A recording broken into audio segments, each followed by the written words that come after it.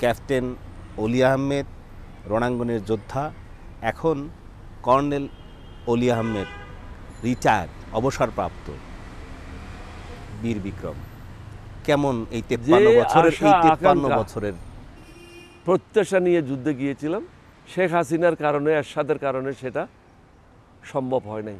দুজনে বাংলাদেশের জনগণের সাথে বেইমানি করেছে, মুনাফিকি করেছে। এরশাদ আসছিল বিদেশিদের পরিকল্পনা বাস্তবায়ন করতে, হাসিনাও আসছিল বিদেশিদের পরিকল্পনা বাস্তবায়ন করার জন্য, তার বাবের প্রতিশোধ নেওয়ার জন্য। তার বাবের প্রতিশোধ তিনি অক্ষরে অক্ষরে আমাদের উপর থেকে নিয়েছেন। অর্থনৈতিকভাবে দেশ আজ পঙ্গু।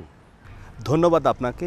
রণাঙ্গনের স্মৃতিকথা অনুষ্ঠানে আপনার নানা ব্যস্ত সময়ের মধ্যেও আপনি সময় দিয়েছেন এবং এই জাতির একজন শ্রেষ্ঠ সন্তান হিসেবে আপনার সুস্থতা, আপনার দীর্ঘায়ু কামনা করে দর্শক আজ এ পর্যন্ত। দর্শকদেরকেও আমার পক্ষ থেকে বিজয়ের মাসের শুভেচ্ছা, কৃতজ্ঞতা।